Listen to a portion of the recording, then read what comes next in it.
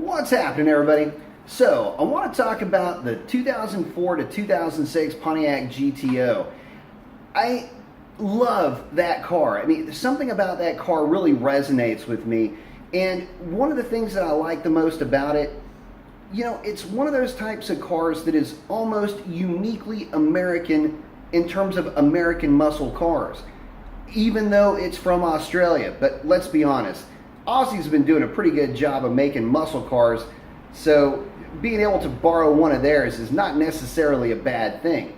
But getting back to that car, in a way it does resonate with muscle car enthusiasts as opposed to pony car enthusiasts, just based on the platform that it comes from. The Monero platform is a sedan-like platform in much the same way that traditional muscle cars were always derived from, some type of a larger sedan. And so to run through the specs on that GTO, when it was first offered, it was offered with a 5.7 liter LS1, about 350 horsepower. 2005 and 2006, we were introduced with the 6 liter, 400 horse LS2. And that's not the end of the cool part of the story. You can get it with an automatic or a manual transmission. Front engine, rear drive with those types of specs, definitely nothing to sneeze at. And especially when you consider the car, at least by today's standards, wasn't really all that heavy. It rang in at about 3,700 pounds. A featherweight when you compare it to the Challenger. So let's compare it to the Challenger for a minute, because you can actually draw some pretty cool parallels between the two cars. Okay, so the Monero platform was also available as a four-door. Well, the LX platform, or 300 platform, or the car that you would associate with the LX platform, the 300, obviously that's a four-door. But the Challenger and Charger, both basically built on the same platform, two-door and four-door. You can get a 6-speed with the Challenger, but you can't with the Charger. Nice size engine with good power up front, rear drive. You can kind of see where I'm going with this. The best part about that GTO, though, LS-based platform, what is not to love about that? Infinitely upgradable.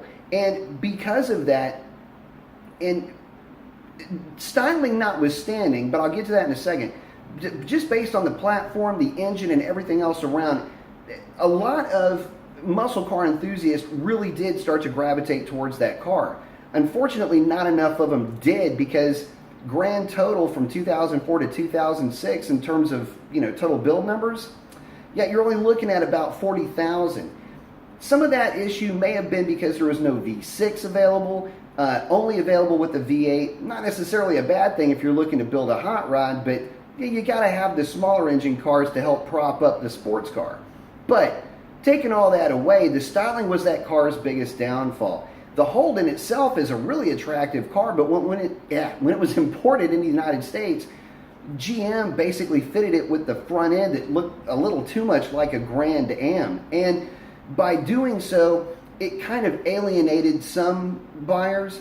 But the other side of it is the fact that, I don't know, the thing's just kind of shaped like an enema. I mean, yeah, it's great for aerodynamics, but in a way, that shape might have been appropriate, because you almost got the feeling like GM was trying to cram it up the ass of enthusiasts, because there was no competitor to Mustang at the time.